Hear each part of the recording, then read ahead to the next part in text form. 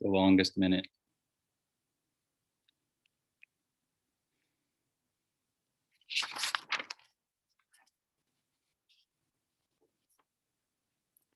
It is 4:30. I'm calling this meeting to order. I'd like to acknowledge that we are operating within the district of the Tla-o-qui-aht First Nations, Tla-o-qui-aht, and a notice to attendees that the meeting is being video recorded and will be published on the District of Tofino's YouTube channel. And if there are no objections to adopting the agenda as presented, I will move adoption. Seeing Councillor Thick, do you have an objection? No, second. Okay, we don't need a second because we're going to do unanimous consent for this one. We're trying out some time-saving measures here. This is the one. So seeing no objections, motion is adopted. And also with the minutes, if there are no objections to adopting the minutes as presented, I'll move adoption. Seeing no objection, minutes are adopted. Do we have public comment on agenda items? Through the mayor, I'll give it about 10 seconds as I'm talking to you for anyone who'd like to sign up using the Q&A session portion of the Zoom meeting, but I have no one signed up currently. Going once, twice, no one has signed up.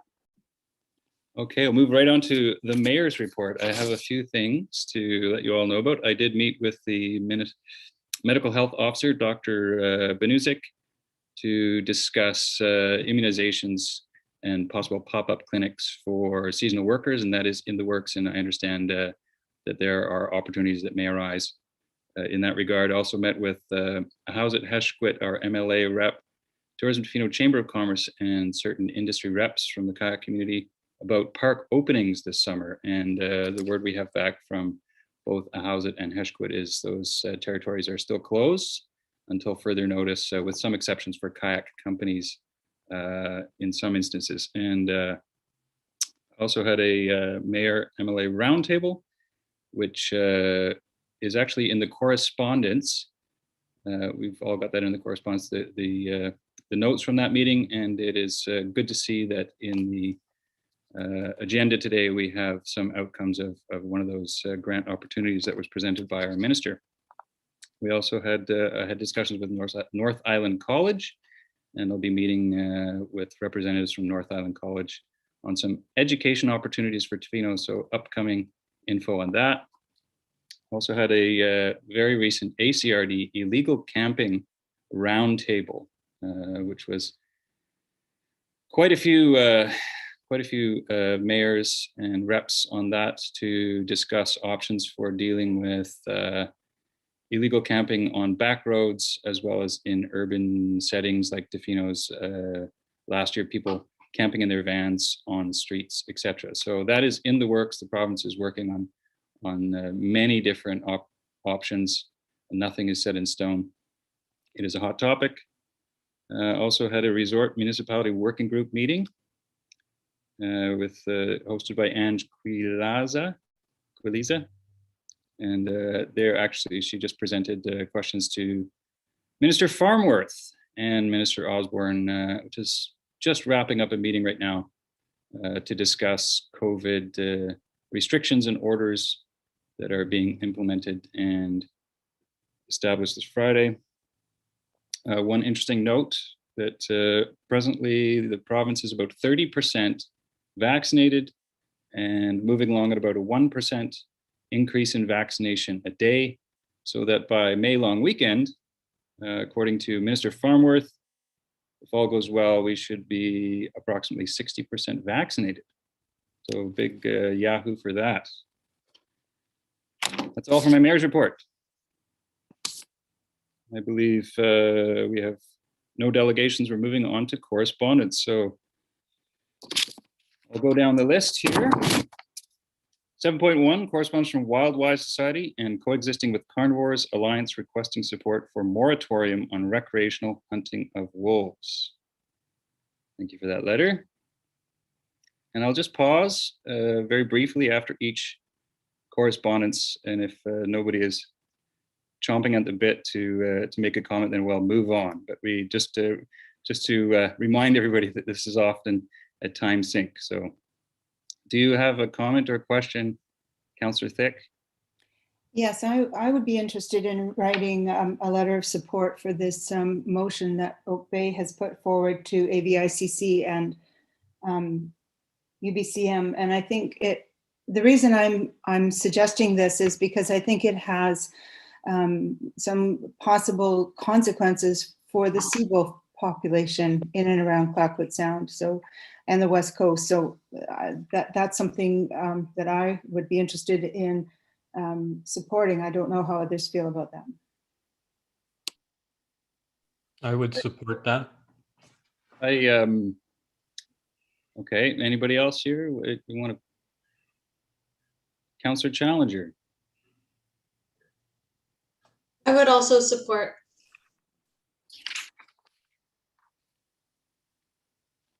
I do have a comment on this, knowing something about the issue. There's enough significant lack of information and misinformation in some cases to these letters that I would not support this motion. And if councillors did want to go ahead and support that, I would request that we discuss it at length in a committee of the whole or something like that. There's people want to get into it now, that's possible, but that would be my preference.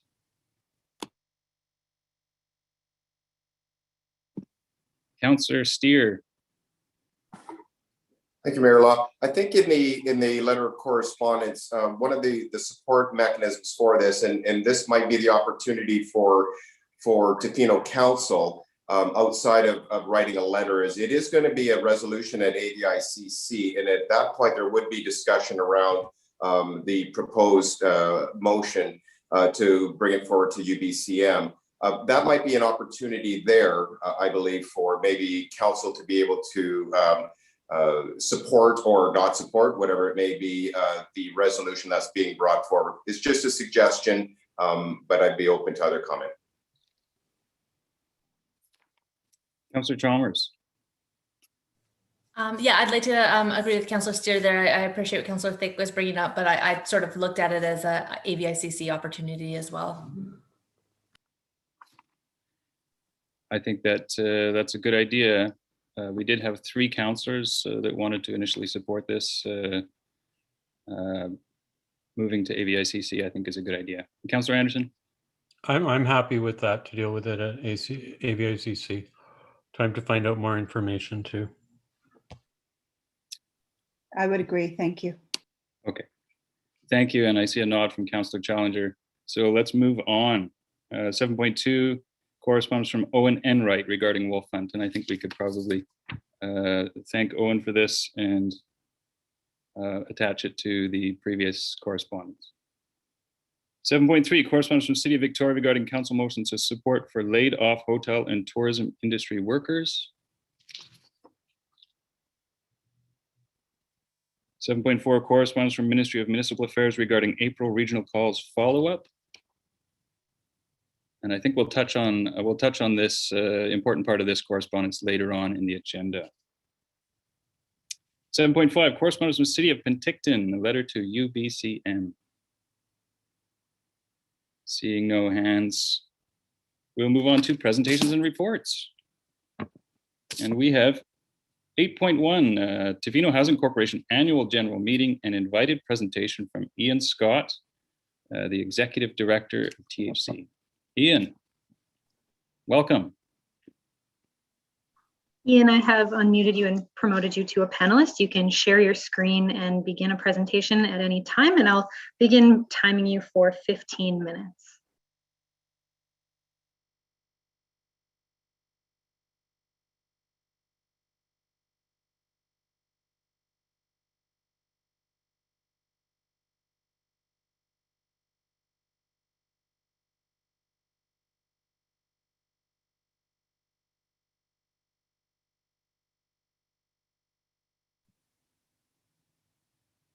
Ian, I'm not sure if you're here. We can't hear you.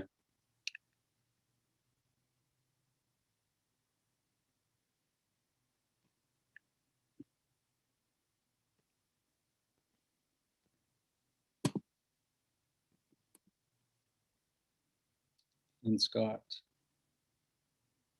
Are you here, Ian? So, Your Worship, it looks like Ian has been, oh, there we go. Oh, there you go. See if we can hear him in a second. Perfect. Ian, we're still having a hard time. We're having difficulty hearing, and we can see your screen now. Now I think you can hear me. Gotcha. All right. Loved COVID. We'll be done with it soon enough, and great to hear some of the stats you reported earlier, Mayor Law. So thank you again for having me. We'll try to be as brief as possible, but may use my full 15-minute allocation as we go along here. So 3 things addressed in the letter attached to your agenda. One is our 2020 MRDT OAP annual report, the THC annual general meeting business, and then the request from the THC for council consideration of allocating 0.35% of the general MRDT as well as the OAP to the Housing Corporation. In terms of the annual report, our activities progressed quite well this past year. We didn't meet our goal of having the Sharp Road project started by the end of the year, but as you all know, it is now well underway, and we'll have people moving in next February, March, which is very exciting. The land was transferred, Sharp Road was transferred to THC at the beginning of the year, and then we in turn leased it to Catalyst. DL114 was rezoned and shortly thereafter selected by BC Housing, the North Apartment site for the Community Housing Fund, which is a fund that provides $3.7 million in grants to this project. That's a capital grant, and then the potential for an ongoing subsidy. We did, like Tourism Tofino, have our OAP revenues down, which caused us to need to adjust our activities. And what that meant to us was a little bit less activity in the staff accommodation realm in terms of trying to generate a shared staff accommodation project, and then delaying the design, the more detailed design process of the DL114 duplexes. And we're still really in that holding pattern as the MRDT revenues recovered temporarily and then took another nosedive, but hopefully, and we're assuming they will recover as tourism picks back up again. The sale of the 1-bedroom home at Gateway allowed us to end the year with enough cash in reserve to focus on the DL114 road and servicing component as part of the 5-lot project that we were rezoned for. So just to give council a sense of what that means and where we're going and how this sort of relates to our activities both this year and in the future, the 5-lot subdivision at DL114 is predicated on building this new road into the site, which is about $1 million. And we're spreading that cost amongst the 5 lots or the 5 different projects, so to speak, 40% to the north site, 44% to the south apartment site, and then 16% of the duplexes based on building area. So the road gets built towards the end of this year when the north building site is built, but THC is funding the additional $600,000 of that road cost in a temporary basis. 40% of that is using our cash resources, and 60% of that roughly relates to a loan that we're taking out and is being backed by the duplex lots that we anticipate will be transferred relatively soon from the district to THC. When the south building gets to construction, and BC Housing has given us every signal that they will eventually select that as well as a community housing fund project, then $440,000 of those, those road costs get allocated to that project when that occurs in about, 2022, 2023. The duplex lots, we are planning to sell 1 lot in 2022 once the road is built, and then use some of that money to pay back the loan. Some of that money, along with MRDT resources, gets used to do the final design and then get a construction loan to develop the price-restricted duplexes. And all of this and our activities over the last number of years have been using, in a certain way, a pay-it-forward model. So we've been putting in extra money into these projects as is often necessary to get them off the ground. And some of that money, about $800,000, comes back to us over the next 2 or 3 years through repayments by Catalyst or through the sale of the price restricted homes. But we've also put in about $1.3 million in long-term investments into the Sharp Road and DL114 projects, effectively a small ownership stake that either we get back when we get to operating surpluses, or I should say, when Catalyst gets to operating surpluses on those properties, probably 10, 15, 20 years, or that gets netted off our purchase price if we decide to option our option on those properties and buy them as part of a THC effort to now become owners and full operators of rental housing. So in terms of the AGM on your agenda, your business is to approve the financial statements, appoint the board, and appoint the auditor. The switch to having an auditor is a recommendation that comes from Nyla Tiana, the Chief Financial Officer from the district, just given the complexity of our operations. We are a subsidiary of the district, so our financial statements are integrated into yours. So there is a parent-child relationship, so to speak, there. In terms of the financial statements, the board is recommending their approval. I've made a few points in the letter addressed to you. The deficiency is the result of the fact that we're using the loan from BC Housing, and that was recognized this year in the financial statements. That loan is soon to be transferred to Catalyst, so we'll come off both our books, but as well as the district's books. Our MRDT revenues were down. Nonetheless, we were able to defer some of our money so that we have the money for the road building and servicing component at DL114. So turning my attention now to the request of the 0.35% of the regular MRDT. And I recognize that this is being thrown into the mix as part of an active community discussion and consultation with the tourism sector around how to use the MRDT resources. But as indicated, we've had a number of people over the last number of years suggest that once the Info Center project was complete, potentially some of the general MRDT revenues could be directed to affordable housing, as is allowed under the guidelines. And really the key reasons for making this request now is it's part of this cycle of reapproval of the plan with the province, but also the need for housing is significant and shows no sign of abating.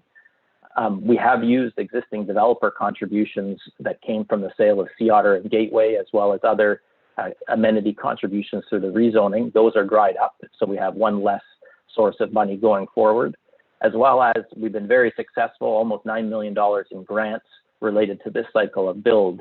But as grant money gets allocated by the province, across the province and within the region, it may be that we have to wait our turn in Tofino again.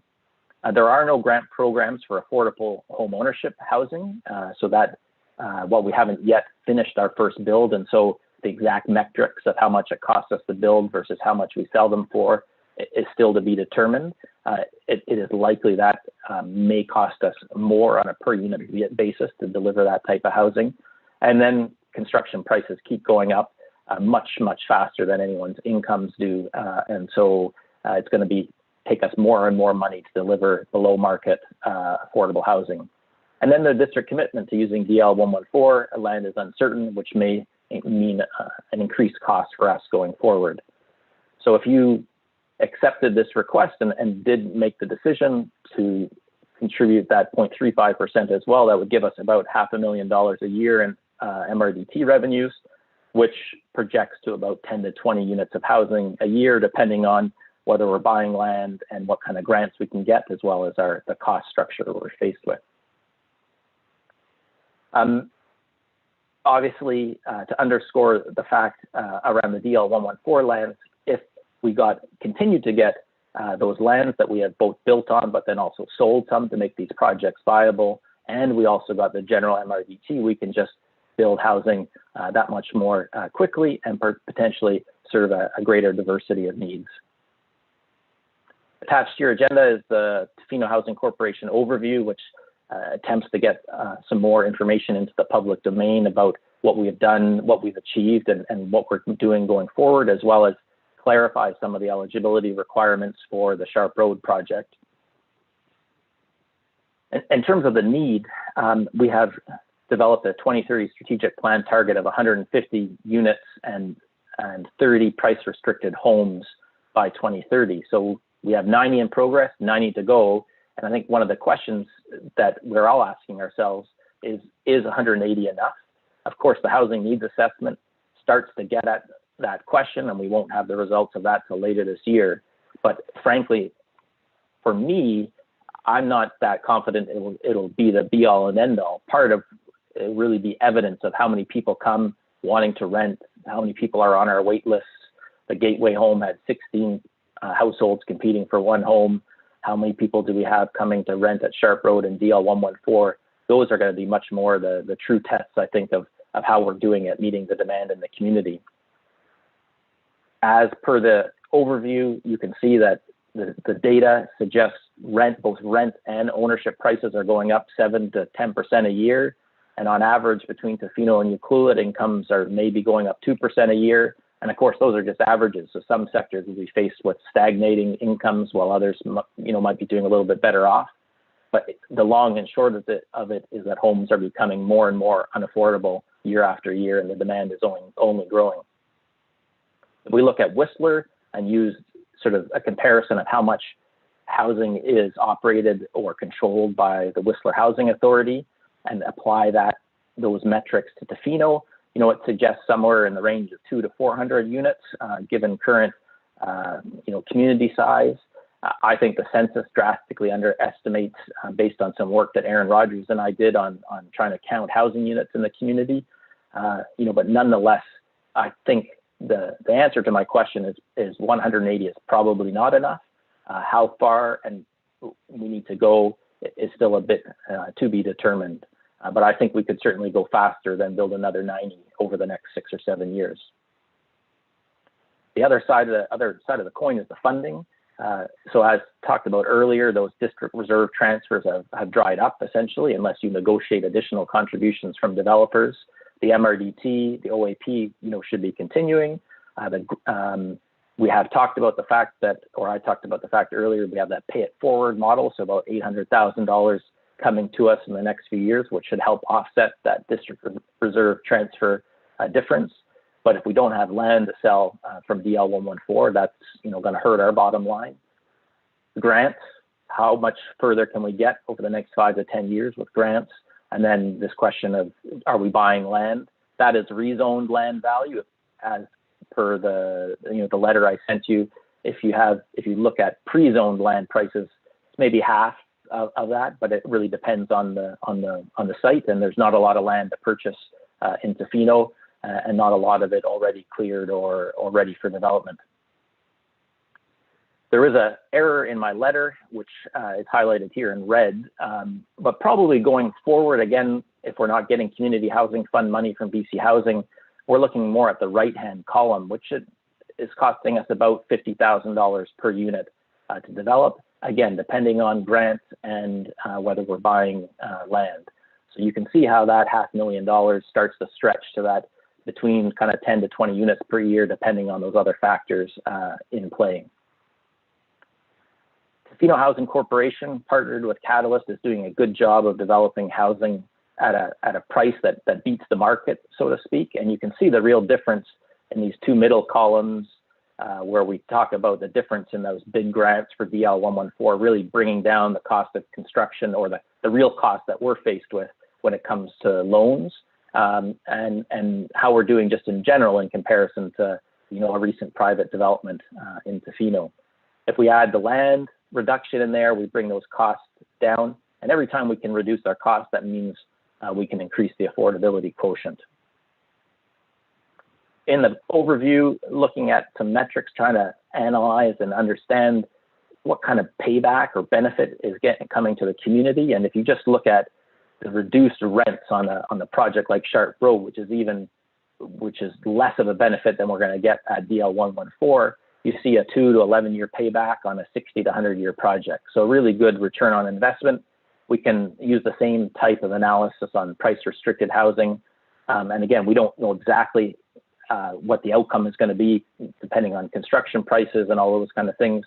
But if, for example, it costs us, if our sell price is $30,000 less than it cost us to develop the housing, but we deliver at $100,000 below market, then the payback at current interest rates is about 5 years on that kind of investment, or about 9 years if it costs us $50,000 for $100,000 below market.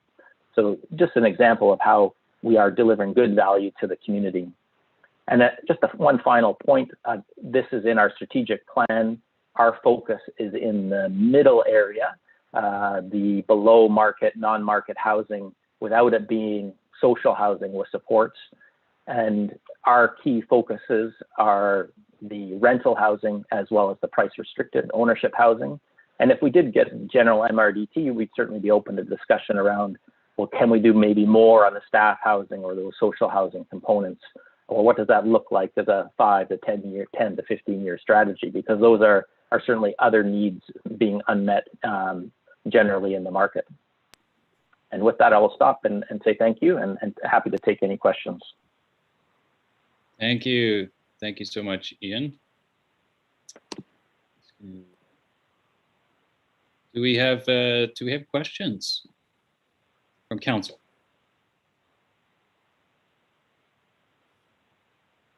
No. Okay. Well, thank you, Ian, for that great presentation. And do you have a question, Councillor? No, I'm happy to move the resolution if we're there. Okay, we are there. Absolutely. So pursuant to the provisions of Section 182 of the Business Corporations Act, British Columbia, the following resolutions are passed by the shareholders of the company entitled to attend and vote at the annual general meeting of the company. Be it resolved that the financial statements of the company for the financial year ended December 31st, 2020 be accepted, and that the following persons have consented in writing to act as directors of the company, be elected directors of the company to hold office until the next annual general meeting of the company or until sooner ceasing to hold office. Al Anderson, Jackie Challenger, Robert McPherson, Duncan McMaster, Melody McClory, Cindy Levine, and Kay Meliship, and that Smith LLP be appointed as auditor of the company, and the remuneration payable to the auditor is $12,000, and the directors of the company are authorized to give the auditor notice of appointment as required by the Business Corporations Act, British Columbia. Seconded by Councillor Anderson. Any further comments or questions? All in favor? None opposed, motion's carried. Thank you. 8.2, we have 2021 annual property tax rates, and we have a report from our Manager of Financial Services. Good evening, Mayor and Council. I do have a brief presentation, so I'll just take a moment and share my screen.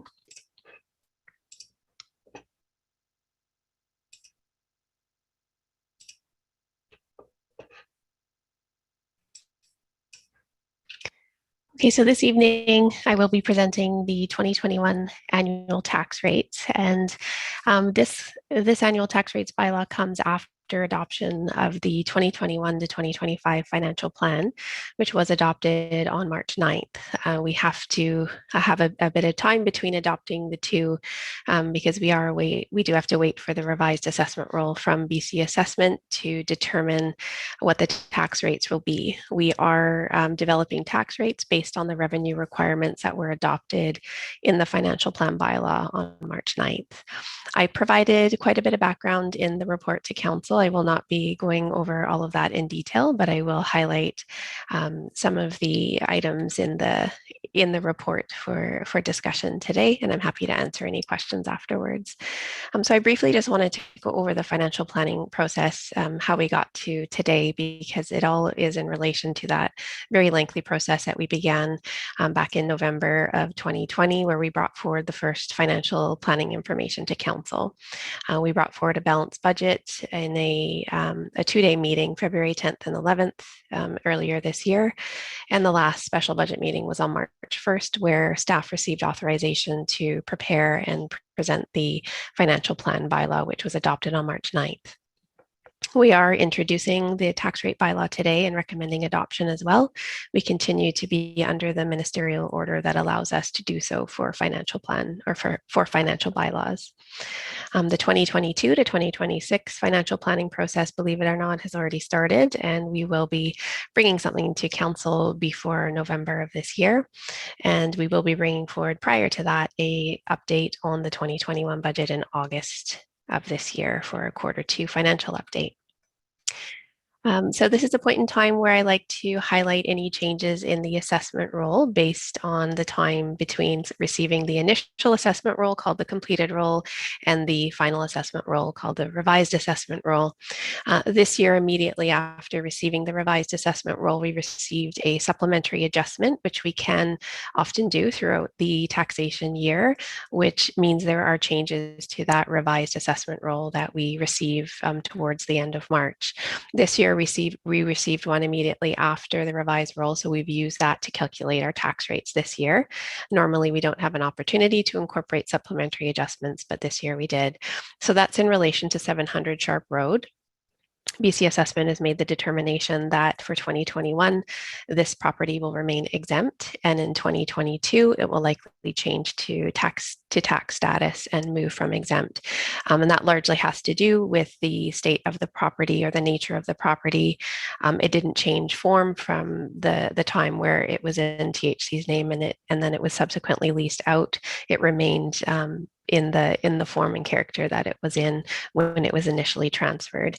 And so for that reason, largely BC Assessment has made the determination that it will be exempt for 2021, but we will likely see it turn to tax status in 2022. Another item I like to discuss at this point in time is the non-market change revenue and how that might change from the completed roll to the revised roll. Non-market changes are any changes that we see outside of the market values of the property. So these are changes related to additional assessment values related to inventory changes, such as a vacant property going to a property with improvements with new construction on it, property that is stratified, any subdivision of property, any property class changes. So where these changes result in additional assessment values or changes to assessment values, the taxes related to those assessment values result in non-market change revenue. So that amount in initial stages of the budget process was estimated at $54,000. It's gone down to $49,000. The revenue requirements show a higher non-market change in the financial plan bylaw, but given the fact that it has decreased and it is immaterial, we are not required to amend the financial plan to accommodate that change.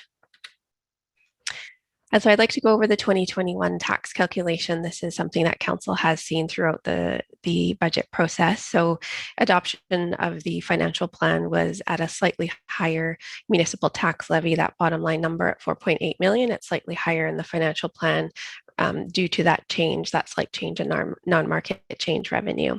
So starting at the top, I like to show the 2021 general municipal taxation amount. So that excludes any debt levy or any capital and infrastructure levy, which we did not have in 2020. And we use that base level of taxation to calculate what the 2% tax increase will be this year. And so that 2% is calculated on the 2020 amount at $67,934. The next line item is non-market change revenue, which I discussed on the previous slide of $49,397. We have an amount that we need to tax to service our debt this year, which is not too high at $122,646.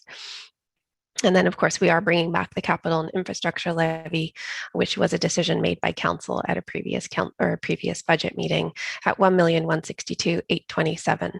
So that is coming back this year. So when we have a look at the tax rates in a moment, we will notice that there is a difference between the tax rates last year versus this year, largely due to the fact that we are bringing back and taxing for that levy in 2021. So the total 2021 municipal tax levy is just under $4.8 million.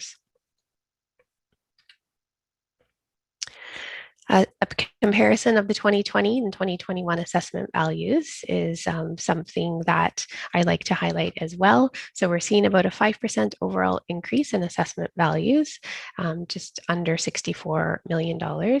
Most of that is related to the residential class. The difference is $74 million increase in the residential class, and that is in line with the development that we saw over the last year. We're not surprised to see, based on the amount of new construction in the residential class, to see that increase significantly. We did see business market values decrease over the last year, not surprising after the economic year that we had. So we're seeing a reduction in assessment values in the business class. And so that reduction is 5%, but it also includes some non-market changes within that dollar amount. We saw some increase in assessment values in the recreation class related to market changes, and also a shift from business class to the recreation class. So that overall change was just under $64 million, or a change of increase of 5%. When we develop the tax rates, we do have to consider some of the other agency taxes, not all of them. Some of the other agencies that we do tax for provide us with tax rates. So for that reason, we don't incorporate those into our tax rate bylaw, because those rates are provided and they're established in bylaws within those other agencies. With these agencies, the regional district, hospital, and library, we receive a levy amount that we have to then work backwards from, generate tax rates, and ensure we collect that full amount and remit to the agency after we collect it on their behalf. So we're seeing the regional district tax increase by 2.5%, a reduction in the hospital tax of 2.7%, and an increase in the library of 11%. This is a comparison of the municipal tax rates last year versus this year. You can see that the tax rates are all increasing, and as previously mentioned, that is largely due to the capital and infrastructure levy coming back and being taxed in 2020. When I had a look at the 2019 tax rates, I can confirm that the residential, the business, and the recreation classes in particular, where the majority of our assessment values sit, were higher in 2019. So based on some non-market changes and also increases to assessment values, changes to revenue requirements, we are seeing that all the tax rates have shifted down slightly based on a more comparable year, which is 2019, not necessarily 2020, where we didn't fully tax. So the council this will be familiar to council. I do track similar properties, the same properties from year to year, and provide samples of the residential and the business class to show what the changes in assessment values are, and then also the change to municipal taxes. I don't include the other agency taxes in this discussion because we don't have any control over what those changes to the levies are. So I just focus on municipal tax comparison over the previous year. So I'll go over the first table in detail on the top of the slide. The 2021 assessment value for a property at the Tibbs building is $436,000 this year. Last year it was at $395,000, so it's increased 10%, and that results in a 33% tax increase, again largely due to that bringing back of the levy, not necessarily an increase to taxes because costs have increased. So that's an increase of $266. Property on Neal Street has increased in assessment value 5%. The municipal tax increase portion is 27%, or $334. Moving on to sticking with residential, but of different value, 2021 assessment value increased 4%. The tax increase is 25%, or $496 compared to last year. Property on Lynn Road with assessment value increasing 2%. There's a 23% tax increase, or $1,596. Moving on to business, as I mentioned when I was going through the assessment values, we have seen a decrease in assessment values in the business class, and this was discussed throughout the financial planning process. So I don't believe it is a surprise to see these numbers at this time, but I just wanted to go over, based on the final tax rates, what the changes would be. So even though there was an assessment value decrease of 12% in that top property on the top table, there is a 21% tax increase, or $24,000, largely related to the change or bringing back of the capital and infrastructure levy. Where you see the largest assessment values, that's also where we proportionately see the larger costs for the capital and infrastructure levy. So not surprising to see these ones increase higher in value than a lower assessed property. The other resort is decreasing in value 13%, and then there's a tax increase of 19%, or $18,000. These two businesses, restaurants, remain the same in assessment value. They are going up approximately 38%, again, due to the capital and infrastructure levy. So that concludes my presentation. I'm happy to answer any questions council may have before considering the bylaw.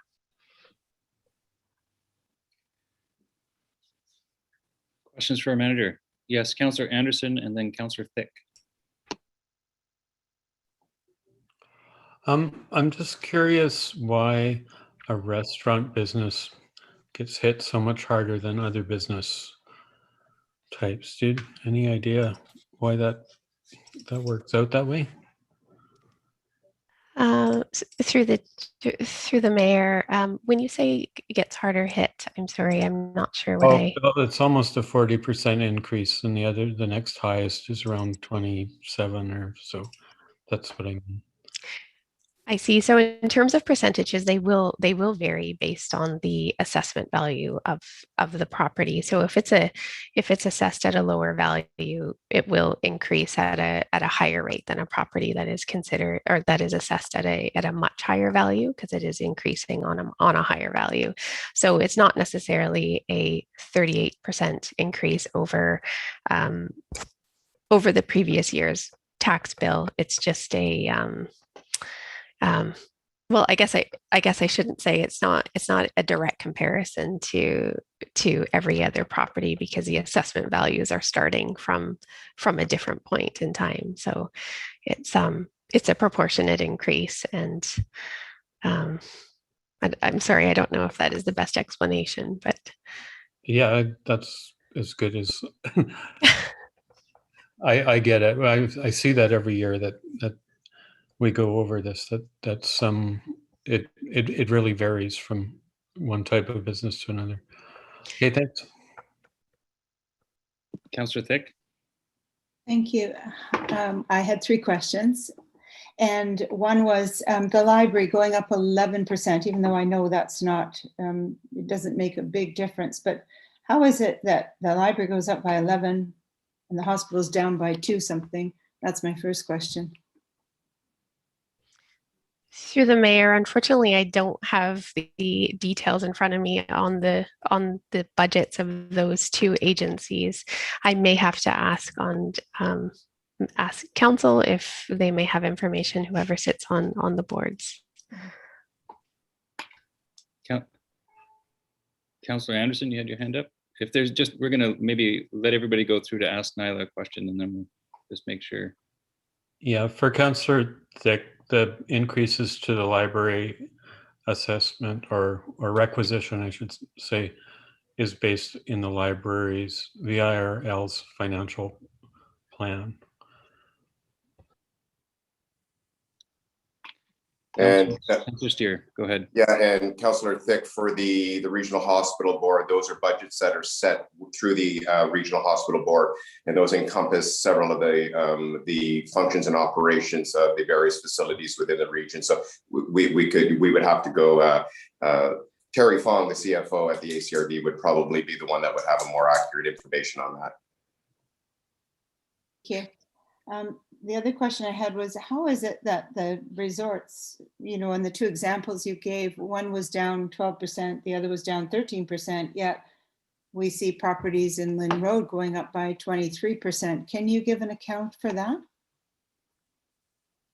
Through the mayor, I will do the best I can without being the agency that determines the assessment values, but having regular conversations with BC Assessment, different things are looked at when it comes to residential properties versus commercial properties.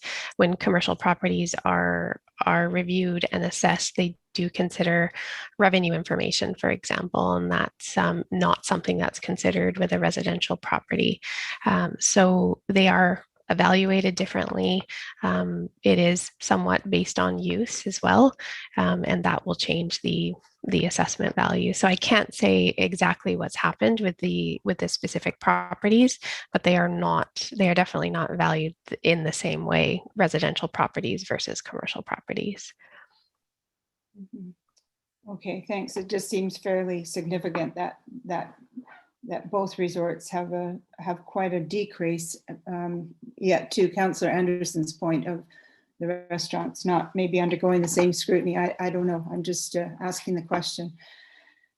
And the lastly was the non-market change revenue. And I know we've had discussions before on this at council, but I just wondered, in consideration of the 2022 budget, is there, if we're in a positive figure again, or if it seems like we often are in the positive figure for that category, is there a way to think about that non-market change revenue as going, instead of back into the general budget, could be taken out and used for a specific purpose? Because I see ways that we could take that sum of money and leverage it and actually build on it from there for a purpose that we feel is important in the community. Thank you. Through the mayor to Councillor Thick, that non-market change revenue over the years has been tied to that 2% increase. And so the 2% tax increase that is a percentage that works well for our budget and our operations it increases from year to year based on the rising costs of materials, supplies, fuel, hydro, for example, that don't necessarily increase at a rate as low as 2%. Overall, on average, I have been able to find a budget and a minimum tax increase of 2% in consideration of non-market change going into general revenue that works for our budgets. If non-market change were to sway significantly and say be 150,000 or 200,000, we definitely have some room, and that would be a discussion we'd have throughout the financial planning process on, do we minimize that 2% and consider non-market change in our 2% tax increase this year and have a look at the increase of all of those materials and supplies, fuel, et cetera, as I used as examples, and see if that would work. But that's a fairly detailed calculation that I do behind the scenes, and I would bring forward some recommendations to council if I saw a significant change in non-market change. Yeah, I just think it's something that we have discussed in the past, and I think it's something that I would like to talk about when we talk about the 2022 budget. And so I'm just earmarking that possibility right now. So thank you for explaining it. Thank you, Councillor Thick. Councillor McMaster, you have a question. I'd just like to ask if we can get a presentation from BC Assessment. We haven't had one to council for quite a number of years from what I can remember, and I think it's probably time. I realise it would probably have to be done by Zoom, but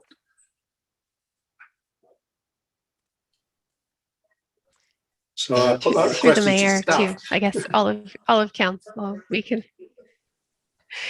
certainly arrange that. It has been quite a few years since we've done that, so it'd be good timing. Yes, I'll make note of that. Councillor Steer, you had a question. No, I was just going to comment. We did have the opportunity at UBCM to have a pretty thorough and informative presentation from BC Assessment, and it's not important. That is true. We did have that opportunity for those who went to UBCM or LGLA also, I believe. Any further comments or questions for Nyla? Or sorry, geez, our manager. I do have a quick question. It was just about the BC assessment change between residential and commercial. And this is just for clarification, Nyla, for those who are listening. And also for myself, is that we see residential properties increase through BC assessment generally, up to 12% or something like that, whatever. And we also see some major commercial areas such as resorts decrease. But just for clarification, those changes are taken into account when we do when you do the mill rate to make sure that the percentage between residential and business classes remain the same. That split remains the same overall. That's correct, right? Thank you, Mayor Law. Let's see. So throughout the financial planning process, I always present what the split is between the residential and the business class. And so the proportions remain fairly consistent from year to year. At an earlier budget meeting, we did have, I believe at the February meetings, we did have a look at the split, and we did have a discussion regarding tax shift in light of the fact that the commercial assessments did decrease this year, which is not a typical year. In a typical year, we will see increases in the residential class and commercial class, fairly consistently. Given the economic year that we've had, we did see the business class decrease. But what happened is that the split between the residential and the business class didn't change very much. So the revenue being collected was consistent with prior years. I believe the change was about 1%. The majority of the assessment value sits within the residential class. However, and the majority of the folios sit within the residential class. However, the split is, it's not quite 50-50, but it is quite close to 50-50. So it didn't change significantly. Council did not make a decision to do any tax shifting. And so I didn't shift any taxes onto the residential class as a result of the assessment values decreasing. I apologize for the long explanation, but that was a fairly thorough conversation that we had. Thanks so much. Any further questions? Seeing none, we have a volunteer to move the recommendation. Councillor Challenger. I'll move the recommendation that District of Tofino 2021 annual tax rates bylaw number 1309 2021 be introduced and read a first, second, and third time, and that the District of Tofino 2021 annual tax rates bylaw 1309 2021 be adopted. I believe there's those are two motions, are they not? Okay, we have to do. Let's do the first one first. That's seconded by Councillor Chalmers. Any further comments? Seeing none, all in favor? Motion is passed, and now I think we'll move on to the second recommendation. I believe that was already. Would you read that again, just for process? I'll move the recommendation that District of Tofino 2021 annual tax rates bylaw number 1309 2021 be adopted. No comments, all in favor. Or sorry, seconded by Councillor Chalmers. Seeing no comments, all in favor. Motion is carried. Thank you very much, Manager Atiana. 8.3, we have a development variance permit for Tofino Bible Fellowship, 1129 Abraham Drive, and we have a report from Community Sustainability. Good evening, Mayor and Council. Oops, do you not see my video? I don't have a presentation for this report. The only presentation I have today will be for the housing agreement regarding the temporary use permit for Rachel Sutton. But happy to take any questions. Councillors have questions for Mr. Rogers on this variance permit. Seeing none, we have a volunteer to read. Councillor Chalmers. Sure, I'll do it. I'll recommend a move that council approve development variance permit number 04-21 to vary District of Tofino zoning bylaw number 770/1997 for Lot 1 District Lot 127 Tla-o-qui-aht District Plan VIP 92054 as follows. A, vary part 4.16B of the District of Tofino zoning bylaw number 770/1997 to increase the maximum permitted building footprint for a caretaker's cottage from 70 square meters, 753 square feet to 85.8 square meters, 924 square feet for proposed building 1 as shown on Exhibit A to DVP 04-21. Seconded by Councillor McMaster. Any further comments on this? Seeing none, all in favor? Motion's carried. 8.4, we have a housing agreement bylaw, Surf Grove campground, 1451 Pacific Rim Highway. And again, Mr. Rogers. Thank you, Mayor Law. Again, the report sits in front of council. I do not have a presentation for this this report. Are there any questions for Mr. Rogers from council? Yes, Councillor Thick.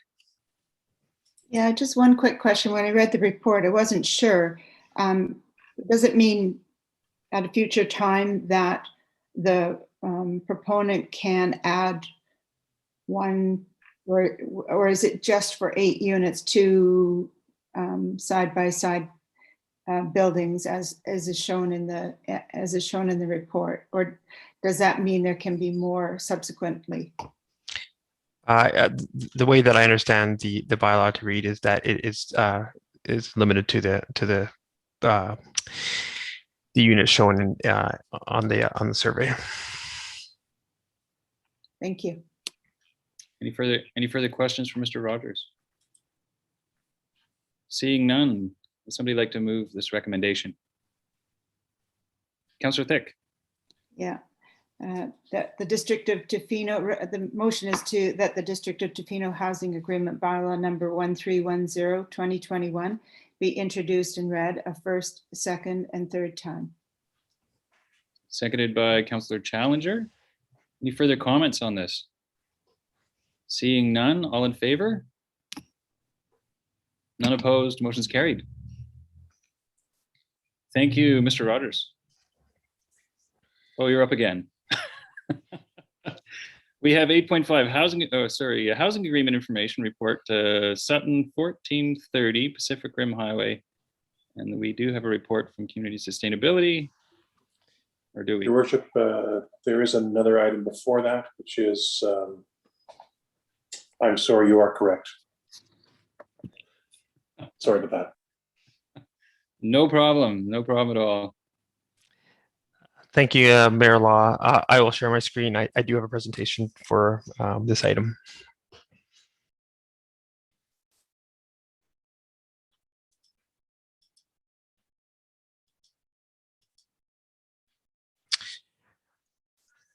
The report I'm going to present today is about the temporary use permit that was authorized by council at our previous meeting. At that meeting, council approved a 9-month temporary use permit for camping on the property. Sorry, apologies, that was on the March 9th meeting. The original request was for 3 years, and at the time, staff indicated that a housing agreement would be required in conjunction with a temporary use permit. Similar, we do that for most of our housing-related TUPs these days. Due to the reduction in the term of the TUP, staff no longer feel that this housing agreement is necessary due to the time that it will take to get that in place. The location for council's consideration is here, 1430 Pacific Rim Highway. These housing agreements take about 2 to 3 months to draft, finalize, and adopt to council by our bylaw, and then we have to register those on title. Due to the constrained nature of the temporary use permit, so when it was originally presented, it was for 3 years and was subsequently amended to 9 months. It's in staff's opinion that the housing agreement will be is an unnecessary tool in this case, and this is the opposite of what we stated in our original staff report. There was no resolution at the previous meeting, although staff did indicate that we would be pursuing a housing agreement. And due to the changed nature of the TUP, staff are no longer pursuing this housing agreement. However, should council wish for a housing agreement to continue to be required in association with TUP, staff will prepare an agreement for council's consideration as soon as possible, and as well a bylaw. Hope that wasn't too quick. Thank you for your attention, and happy to take any questions or comments. Thank you, Mr. Rogers. Do we have questions or comments for Mr. Rogers? Yes, Councillor Thick. I just, coming in midstream is a bit difficult, so I just wonder, in light of the discussions that we've had over the last month, that we might want to reconsider the recommendation. I'm not understanding fully the, what has transpired up to this point. So I just put it out there for the rest of council. If there's no disagreement with that, I'll go along with it. But I am coming in, and I'm just, mindful of how well, for example, the process was that we just passed the housing agreement bylaw. And I understand it's a different case, but it just seems to me that it may be a positive thing going forward. So I just defer to others for further comment. Thank you. I believe Councillor Chalmers may have an answer, followed by Councillor Steer. Sorry, I can speak to that a little bit, Councillor Thick. The original application was due to somebody living on the property already, and we lowered it to 9 months in an effort to allow them time to find alternative places to live. So I'm comfortable with not having a housing agreement because there is already somebody there, and it's sort of an exit strategy. So it would be a lot of staff work and time for, I don't think, much reward. Councillor Steer? Yeah, I would agree with Councillor Chalmers. And Councillor Challenger. I'll just add, as someone also coming in midstream, though I did watch that council meeting where it was proposed, so I do feel comfortable, as Councillor Chalmers says, it's an exit strategy and not, it's very short term, so I am comfortable with the recommendation. Any other questions for Mr. Rogers? Seeing none, I concur with Challenger, Chalmers, and Councillor Steer. I did watch that as well and agree that this is the appropriate way forward, Councillor Pick. So we have somebody to move the recommendation, please. Councillor Steer. Sure. That the report titled Housing Agreement Information Report, Sutton 1430 Pacific Rim Highway be received for information. Seconded by Councillor Anderson. Any further comments or questions? All in favor? None opposed, motion's carried. 8.6, Community Emergency Preparedness Fund, Emergency Operations Centers and Training. Report from Community Sustainability. Mr. Rogers. Thank you, Mayor Law. Yes, I do not have a presentation for this report either. Happy to take any questions. The emergency program coordinator is also in the meeting and can answer any detailed questions as well. Councillor Steer, you believe you have your hand up. Yeah, I could move the recommendation that there's no questions. That the District of Tofino Council supports the communications training and equipment project as submitted to the 2021 Emergency Operations Centers and Training Program. Seconded by Councillor Chalmers. Further comments or questions from Council? One. Yes, Councillor Chalmers. I think you missed half of the resolution. Thanks. That's why I put my glasses back on. That might be helpful. And that the District of Tofino staff be directed to provide overall grant management to the project as submitted under the Community Emergencies Preparedness Fund. Thank you, Councillor Chalmers. I keep looking away to catch whoever's going to second it. So thank you very much. It's a team effort. I believe it's seconded by Councillor Chalmers. Any further comments or questions? Seeing none, all in favor?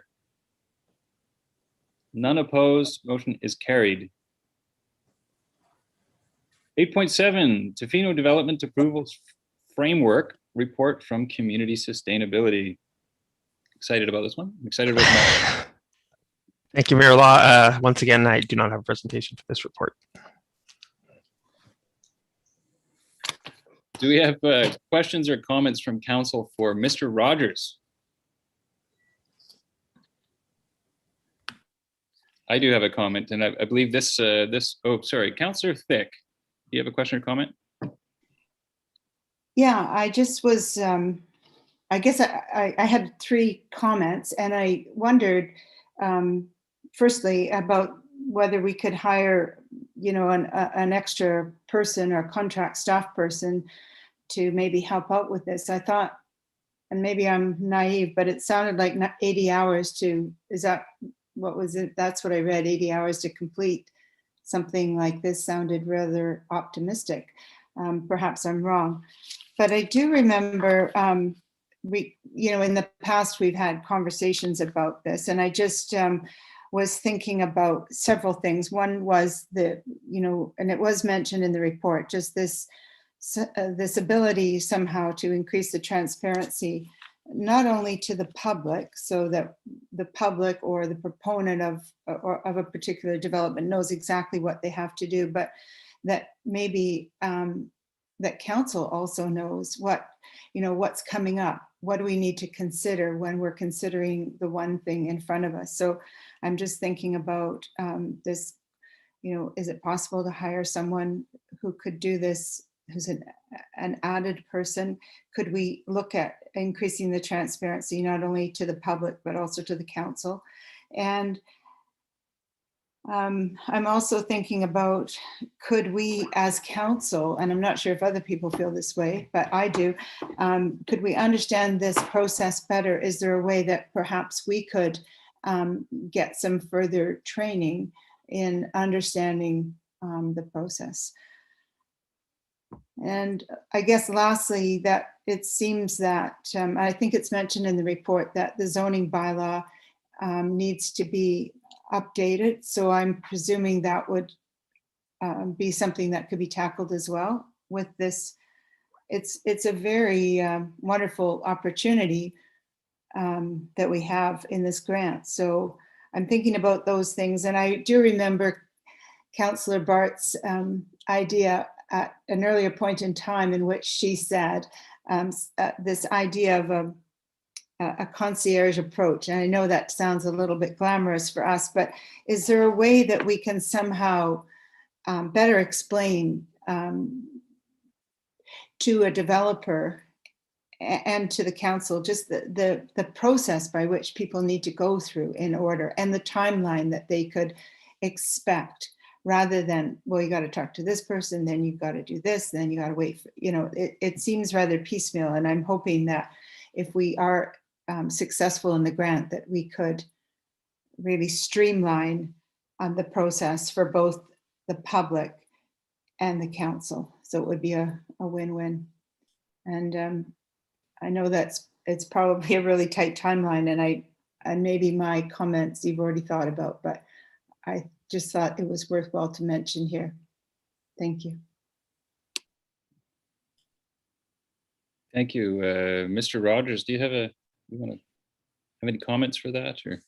Thank you, Mayor Lawn. Thank you, Councillor Thick. I think you've hit all, a lot of what we're talking about. And so when this report was prepared, well, we're still in the process of sort of trying to define what our application will look like, but all of the items that you mentioned will be under consideration. So in terms of transparency, we want to make sure that if we're successful, we can build a system that is, that you can see through from one side to the other side, so that council understands what developers are being asked, developers understand it, and staff do as well, and that we're all on the same page. And we're doing that all for the sake of efficiency and smoothing out this process. In terms of training, the grant application itself does have education and training, as well as ongoing training for staff, council, and developers, and so that we're all learning about this together, and then getting updated as things change down the road. And then finally, yes, as you mentioned, that zoning bylaw will be maybe updated, as well as some other bylaws to reflect this process. It's a pretty big process in terms of the staff time. There has been, in our early discussions, it's a bit early days, but if we were to be successful in this grant, there may be an opportunity to hire someone for a year or two in-house to work through this process. It also may be that it makes more sense to hire a consulting firm that has a number of different professionals working within it, but definitely something we're thinking about. The 80 hours that you mentioned was intended just to reflect the time it'll take our existing staff to work with someone coming from the outside to make sure they're getting the right documents and to help them explain things and set up consultation processes and the rest. But yeah, all this stuff is still on the table. I was working on the grant today and expect to finalize it next week. So I'll definitely take all your comments into consideration and make sure those are in that application. Yeah, thank you. And thanks for your work on that. Councillor Anderson, and then Mr. McPherson. My question is, how did we determine that 250,000 was the right amount to apply for? The grant does allow for more than that, I think. Thank you, Councillor Anderson. Great question. It's a $15 million fund provincially wide. It's 500,000 per community. And so what I did was, I took a look at what we could request in the grant, took a quick look at what we actually have, existing for development approvals now, and then tried to imagine what a better system would be without having a ton of background in this type of work. And so I used existing, very recent consultant fees for the per hour fee, and then I looked at each item that we're requesting on a task by task basis, and then apportioned a number of hours, and then I doubled it all. And that's how we ended up with $246,000. I am, and as much as that's, I didn't want to have too little. I'm trying to ground truth this, so I sent it off to the planner in Ahousaht. They may be using our application to piggyback off of, and I've also sent the rough budget to consultant groups just to try to give it the smell test to make sure that we're not way out of line or not way under. And so that's where I've got to. I won't be finalizing that number probably till sometime next week. And why in the report I gave a range of $250,000 to $350,000. Also in the back of my head, understanding that there's whatever 100 odd municipalities in the province, and then there'll be a bit less than that because it's only based. It's going to be prioritized for communities with high growth like ourselves, and just trying to think about a number that may work for the province. Mr. McPherson. Sorry, I had a quick comment with respect to a question that Councillor Thick asked, which is, the response is, we are planning some additional training for council, and planning and development, community sustainability and engineering and public works are two areas that are a little bit down the road. We know that we put a pretty heavy load on council over the last 5 weeks, so we're going to do some corporate services stuff and then take a little bit of a breather and then move into some other modules in the coming months. So that is coming from in-house. Thank you, Mr. McPherson. I'd like to say this was a very short turnaround. I know this grant became available very recently, within the last couple of weeks. And so great work, Mr. Rogers, for taking this and running with it. It's a tremendous opportunity, and I'm super excited that you've taken it on. Any further comments or questions? Maybe No? I'll move this one. Okay, I'll move the recommendation that the District of Tofino supports the Tofino Development Approvals Framework Project funding application to UBCM under the Local Government Development Approvals Program for an amount not to exceed $250,000, and that the District of Tofino staff be directed to provide an overall management of the UBCM Local Government Development Approvals Program grant. Seconded by Councillor Thick. Any further comments or questions for Mr. Rogers? Or in any way? Seeing none, all in favor? None opposed, motion's carried. Thank you, Mr. Rogers. We have 8.8 procedure bylaw amendments, and we have a report from Ms. Gocher-Bergman. Good afternoon. I'm just going to start a brief presentation that will outline what was presented in the report. So just as a quick overview of what we'll discuss, I'll give you a little bit of background about how this report came to be. Just a brief overview of the regulatory framework that is the framework within which staff has presented the recommendations tonight for proposed amendments to the procedure bylaw. And then we'll go through those proposed amendments in relation to electronic participation as well as a consent agenda. So the background of this is that staff is aware that the current public health orders are not in place forever. And so we did start looking at potential amendments to our procedure bylaw that would allow for electronic participation in meetings beyond what is currently allowed in the procedure bylaw. The bylaw currently is framed around a time when we only had the technology for audio participation, so phone calls, basically. We didn't have the knowledge, experience, and technology that we do now. So we started looking at these, and then more recently, Council has undergone a few training sessions with a registered parliamentarian at which several ideas were raised about enabling better time management and efficiency during meetings. So we decided to use the opportunity to open up the procedure bylaw and have a discussion with Council about any amendments you might like to see.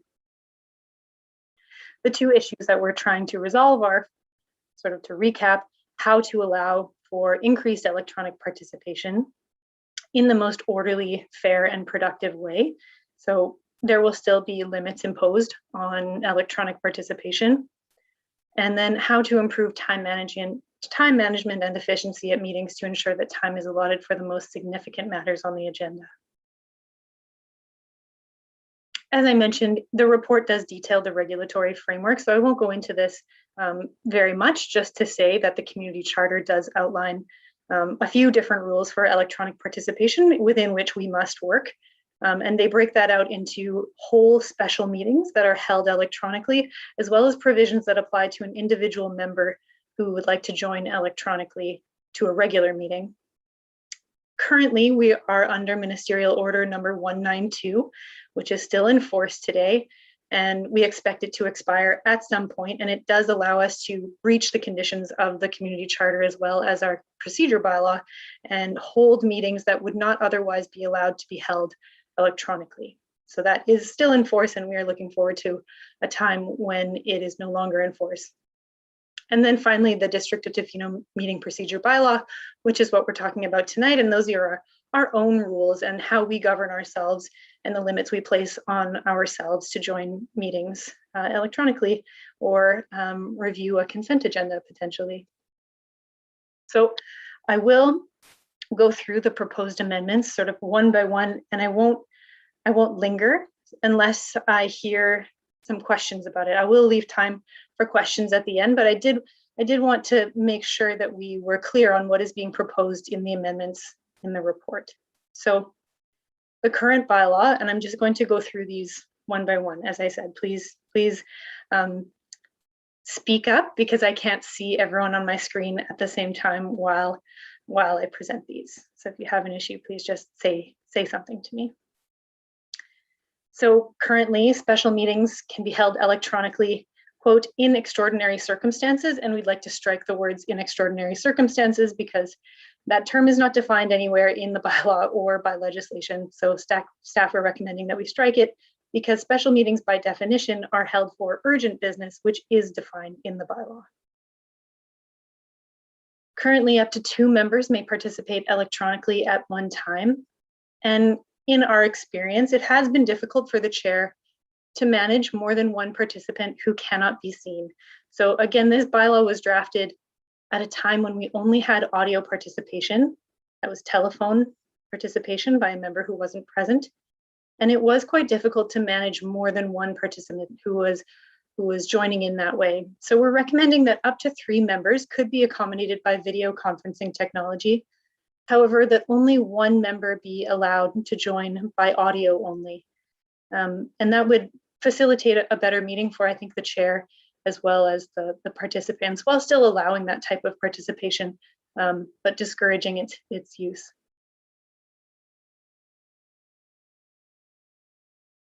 Currently, the corporate officer must be notified at least 24 hours in advance if a member would like to join electronically. Historically, requests from council members to attend electronically have been submitted a little bit last minute because sometimes this comes up that someone is called out of town, called away, and there isn't that 24 hours notice to be given. This is then putting staff in the unfortunate position to either allow a member to join contrary to the provisions of the bylaw or to refuse a member access to the meeting, neither of which is a great choice. So we are proposing that members wishing to join electronically must notify the mayor or presiding member if it is a committee. and the corporate officer as soon as practicable prior to the start of the meeting, just to allow a little bit more flexibility. Currently, we have these limits on the far side of the screen on participation. So we've got 3 regular council meetings per year, 2 special council meetings per year, and 2 committee meetings. That includes committee of the whole meetings per year.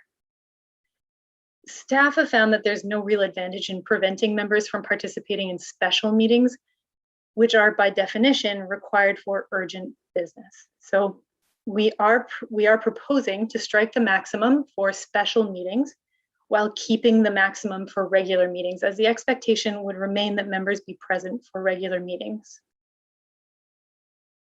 Oh, and this provision also does not recognize the situation where a member has the leave of council.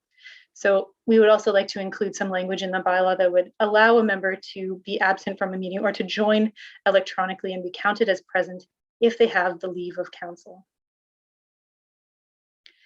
These are a few provisions I just wanted to highlight for council that we are not proposing changes to. So for electronic participation, there are a number of provisions that limit the ability to join that way, and they're not being proposed to change. So one of them is that requests will be considered in the order in which they are received. The presiding member or chair must be physically present at the meeting, and members are not permitted to attend electronically at closed session council meetings or hearings where the person is making representations to council.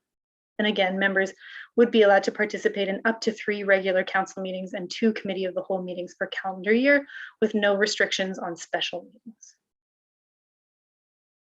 I could pause there if council would like to consider those amendments separately from what we're proposing next, which is a consent agenda, a bit of a different topic. I'll look to the mayor to ask whether you'd like me to pause or continue with the presentation. Just a few slides left. Only pause if there's some questions from council. Seeing none, I think you can carry on, Ms. Goterbergen. Thank you, Your Worship.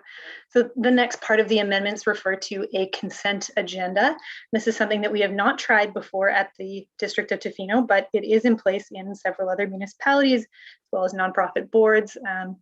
And what is it? A consent agenda is a meeting practice that groups routine business and reports into one agenda item. So then the consent agenda can be approved in one motion rather than filing motions individually for each item. The reason for doing this is usually to move business along more quickly and get to those items on the agenda that are of more significance or require more time for council's consideration.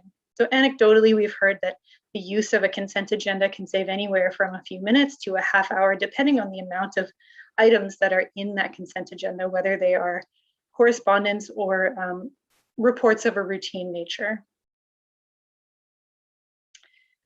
The consent agenda is typically developed by the CAO and the mayor, and this is how it's done in several municipalities. And currently we have a practice to meet once a week to discuss items that are on the agenda and how they might be placed and how the mayor might handle that at the meeting. And this is an opportunity that already exists in our current processes to develop that consent agenda.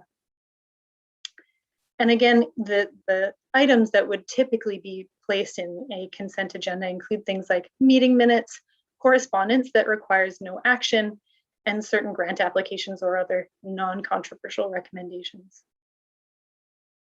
And then this is how it would be placed into the procedure bylaw. These are the provisions that we are recommending, that we would insert new sections into the order of business of the agenda itself. And then new provisions would be drafted regarding voting on a consent agenda, so that any member may request an item be removed from the consent agenda and considered separately by council, so that there is still that opportunity to remove something from the consent agenda and consider it separately if council does not want to lump it in with the other items. The next steps from here, so council has not directed us to make these amendments yet, so we are coming forward with a proposal that we might open up this bylaw, but certainly there are options listed at the bottom of your report tonight. And the first option is what is recommended, so amending the bylaw as proposed, and we would come back with a bylaw for your consideration. We could be directed to amend the bylaw differently, or not to amend. And if you choose not to amend, no motion is necessary. If we were so directed, we would bring that bylaw back for consideration, as I said, and then public notice is required when you make amendments or changes to a procedure bylaw, and that would take place through the Westerly News and our public notice posting place. So I will pause for questions and I'll stop sharing my screen. Happy to discuss. Councillor McMaster, then Councillor Anderson. If somebody wanted to remove an item from the consent agenda, does that have to be voted on, or is it just removed at the request of one member? It is moved at the request of one member, and it functions in a similar way to how we have the correspondence agenda right now. One member of council may request that any item be pulled from the correspondence package that's sent to you and placed on an agenda. Thank you. I thought so. I just thought I'd check. Councillor Anderson. I was just scratching my face. I did have a question actually about how you see the electronic participation. Do you envision that, Ms. Gocher-Bergman, on the screen? So there'll be, say, if up to 2 or 3 people in a special council meeting or whatever on the actual screen. And how would that work with presentations also on the screen? Would it be a split screen type thing? Is this something we've thought about before? Your worship, that's a good question. We haven't used the technology down in the council chambers for some time, but I do recall that we've had a few hybrid meetings, call it, so where some people were attending in person and others were attending by Zoom. And these may not have been council meetings. My memory may be a little bit foggy here about what type of meetings we were doing in a hybrid manner, but it did work quite well where some people were present in the room, and then yes, others were on the screen, and our technology does allow us to do that now. And if we did need to invest in some other technology like another screen, I'm sure that we could make that work. I do think this is something we can work on if the technology is the limiting factor. Thank you very much. Any further comments or questions for Ms. Gocher-Bergman? Seeing none, can we have somebody move the recommendation? Councillor Thick. Yeah, that we move that staff be authorized to bring forward amendments to District of Tofino Meeting Procedures Bylaw number 1229, 2016, regarding electronic participation and a consent agenda, as described in the report titled Procedure Bylaw Amendments, dated April 27th, 2021. Seconded by Councillor McMaster. Any further comments or questions? Seeing none, all in favor? None opposed, motion's carried. Would council, I'm just looking at council, if you'd like to have a quick break before we carry on. Anybody need a break? No? Seeing no, okay, we'll carry on to 8.9. Committee of the Whole. Motion. Go ahead, Councillor Chalmers. I think you're on mute. Oh. I think you're still on mute. I'll move that the minutes of the Committee of the Whole meeting held April 19th, 2021 be received. Seconded by Councillor Anderson. All in favor? Motion's carried. I'll move that the 2021 council grants be awarded in full as requested as follows. Tla-o-qui-aht Biosphere Trust Society, 1,000. Tla-o-qui-aht Sound Community Theatre, 2,500. Coastal Animal Rescue and Education Network Society, 6,350. Friends of Tla-o-qui-aht Sound, 2,500. Surfrider Pacific Rim, 2,500. Tofino Community Food Initiative, 2,500. West Coast Community Resources Society, 3,000. Wickeninish Elementary PAT, 2,500. And British Columbia Conservation Society, 2,000. Seconded by Councillor Challenger. Any comments or questions? Seeing none, all in favor? None opposed, motion's carried. That Councillor Chalmers be appointed as liaison and Councillor Thick be appointed as alternate to the design review panel for a term ending the earliest of council appoints another council member. The council member ceases to hold office. The date of the inaugural meeting in the year of a general local election. Seconded by Councillor Anderson. Any further comments or questions? Seeing none, all in favor? None opposed, motion is carried. That Mayor Law be appointed as the alternate to the Public Art Advisory Committee for a term ending the earliest of council appoints another council member. The council member ceases to hold office with the date of the inaugural meeting in the year of a general election, local election. Seconded again by Councillor Challenger. Any comments? All in favor? Motion is carried. Move that Councillor Challenger be appointed as the alternate to the Events, Arts, Culture and Heritage Advisory Committee for a term ending the earliest of council appoints another council member. The council member ceases to hold office and the date of the inaugural meeting in the year of a general local election. Seconded by Councillor McMaster. Any comments? All in favor? Motion is carried. The Councillor Chalmers be appointed as the chair and Councillor Steer be appointed as the alternate to the Emergency Program Executive Committee for a term ending the earliest of council appoints another council member. Council member ceases to hold office the date of the inaugural meeting in the year of a general local election. Seconded by Councillor Anderson. Any comments? All in favor? Motion's carried.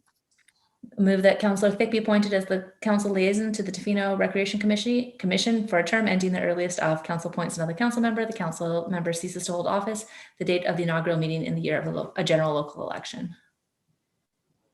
Seconded by Councillor Steer. Further comments? All in favor? Motion's carried. Move that Mayor Law be appointed as the alternate to the Alberni Tla-o-qui-aht Regional District for a term ending the earliest of council appoints another council member. The council member ceases to hold office the date of the inaugural meeting in the year of a general local election. Seconded by Councillor Steer. Any comments? All in favor? Motion's carried.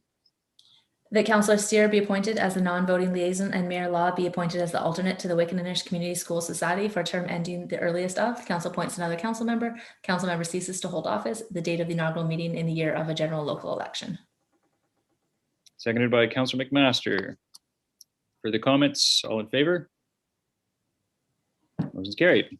Move the Councillor Thick be appointed to the Alberni Tla-o-qui-aht Health Network Table Partners for a term ending the earliest of council appoints another council member. Council member cease to hold office and the date of inaugural meeting in the year of a general local election. Seconded by Councillor Challenger. No comments? All in favor? Motion's carried. And I'll move that the mayor be authorized to attend the Federation of Canadian Municipalities 2021 annual conference to be held virtually from May 31st to June 4th, 2021. Seconded. No comments. I can see. All in favor? Motion's carried. And that up to 7 council members be authorized to attend the AVICC virtual AGM and convention to be held on May 28th, 2021. Seconded by Councillor Thick. No comments. All in favor? Motion's carried. Thank you. Bylaws, nothing. 10, business initiated by council members. We have 10.1, committee and external appointments, verbal reports. You missed the Rec Commission. Oh my goodness. Right by that. Thank you very much. Rec Commission. I'll keep going. I'll move that the minutes of the Tofino Recreation Commission meeting held April 14th, 2021 be received. Seconded by Councillor Challenger. Any comments or questions? All in favor? Motion is carried. Now we get to go to bylaws, which is nothing there. And 10, business initiated by council members. 10.1, do we have a committee external appointment verbal reports from council members? Seeing none. 10.2, we have a notice of motion from Councillor Chalmers. This is your time. I'm talking today. Okay, so I wrote a little tiny something. Do I read the motion first and then talk? I haven't actually done this. Okay, sorry. Let me just switch back. So I'll move that the staff be directed to bring forward a draft council maternity parental leave policy for council's consideration. Seconded by Councillor McMaster. I believe you have the floor. Okay, so with the recent exciting news of Councillor Challenger's pregnancy, it became apparent that there's currently no policy for maternity or parental leave, not just in Tofino, but amongst most councils in BC. While leave can be approved by council, the lack of certainty can potentially act as a deterrent not only to women, but anyone starting a family, planned or unplanned. I'm proud to bring this motion forward as I believe it supports encouraging diversity amongst councils. By removing barriers to participation as an elected official, we can strive towards a goal of more equal representation. Thank you, Councillor Chalmers. Councillor Thick, did you have a comment? No, sorry. I think it's very good. Thank you for doing that. That's a comment. Very good. Excellent. Anybody else? Would anybody else like to make a comment here? Councillor Challenger. Thank you. Yeah, I would just like to thank Councillor Chalmers for making the recommendation or bringing this motion up, and that I am really glad to be a part of this positive change and hope to see that throughout other municipalities in British Columbia as well. Excellent. Any further comments or questions? Seeing none, I will call the motion. All in favor? None opposed, motion is carried. We have any unfinished business? And has anybody signed up for question period, Ms. Gocher-Bergman? Through the mayor, no one has signed up. And again, I will call once, we'll call twice, I will call 3 times for anyone who wants to use the question period, and no one has signed up. Thank you. Okay.